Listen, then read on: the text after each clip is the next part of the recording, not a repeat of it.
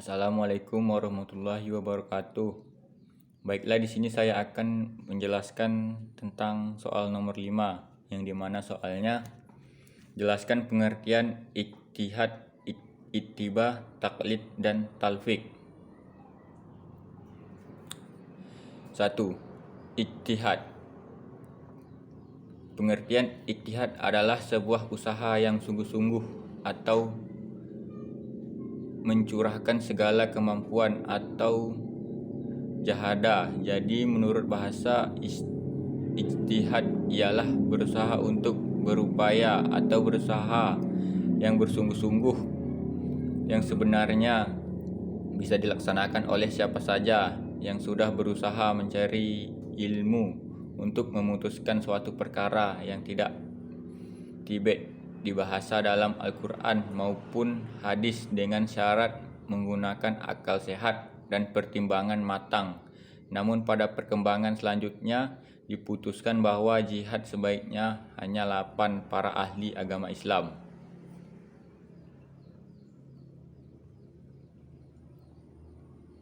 Dua, ittiba.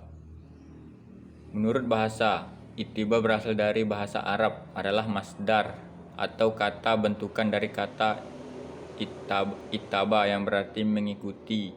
Ada beberapa kalimat yang semakna dengannya, diantaranya iktifa atau menelusuri jejak, wah atau bersuri teladan, dan uswah itu berpanutan, dikatakan mengikuti sesuatu jika berjalan mengikuti jejaknya dan mengiringinya, dan kata ini berkisar pada makna menyusul, mencari, mengikuti, meneladani, dan mencontoh.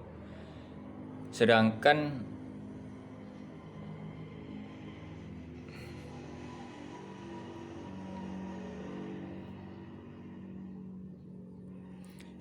menurut istilah ittiba adalah mengikuti pendapat seseorang, baik itu ulama atau yang lainnya, dengan didasari pengetahuan dalil yang dipakai oleh ulama tersebut.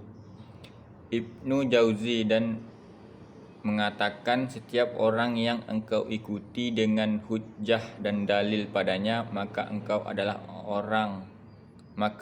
adalah tabi'i atau orang yang mengikuti. Yang ketiga, pengertian taklid. Kata taklid adalah kata dalam bahasa Arab yang berasal dari kata taklid, yaitu kalau ada yukallidu, dan artinya bermacam-macam tergantung kepada letak dan pemakaiannya. Dalam kalimat ada kala kata taklid berarti menghiasi, meniru, menyerahkan, mengikuti, dan sebagainya. Para ulama ushul mendefinisikan taklid menerima perkataan atau pendapat orang, padahal engkau tidak mengetahui dari mana sumber atau dasar perkataan atau pendapat itu. Para ulama yang lain seperti Al-Ghazali dan ulama yang lain juga membuat definisi taklid, namun isi dan maksudnya sama dengan definisi yang dibuat oleh ulama ushul, sekalipun kalimatnya berbeda. Demikian pula dengan definisi yang dibuat oleh Muhammad Rashid Ridho dan tafsir Al-Manar, yaitu mengikuti pendapat orang-orang yang dianggap terhormat atau orang yang dipercayai tentang suatu hukum agama Islam, dan meneliti terlebih dahulu benar salahnya, baik buruknya, serta manfaat atau mudarat dari hukum itu. Yang keempat, pengertian talfiq. Talfiq yaitu mengatakan suatu cara atau dalam ibadah atau muamalah yang tidak pernah dinyatakan oleh ulama mujtahid. Maksudnya bertaklid kepada mazhab-mazhab serta menggabungkan dua pendapat atau lebih dalam suatu masalah yang memiliki rukun-rukun dan cabang-cabang sehingga memunculkan suatu perkara gabungan rakitan yang tidak pernah dinyatakan oleh seorang pun dari para imam mujtahid.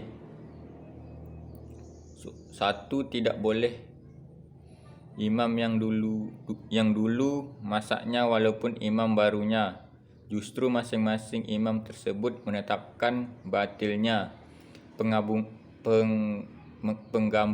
penggabungan dalam ibadah tersebut. Contoh, seseorang meletak 3 terhadap istrinya. Contoh, seseorang mentalak 3 terhadap istrinya. Kemudian mantan istrinya menikah dengan anak laki-laki berusia 9 tahun untuk tujuan tahlil atau menghalalkan kembali pernikahan dengan suaminya yang pertama. Dalam hal ini, suami keduanya bertaklid kepada mazhab Asy-Syafi'i yang mengesahkan pernikahan seperti itu. Kemudian ia menggauli wanita tersebut dan lalu menceraikannya dengan bertaklid kepada mazhab Imam Ahmad yang mengesahkan jenis talak itu dan tanpa melalui masa indah sehingga suaminya yang pertama boleh menikahinya kembali. Baiklah, itu saja yang dapat saya sampaikan. Lebih dan kurang saya mohon maaf. Assalamualaikum warahmatullahi wabarakatuh.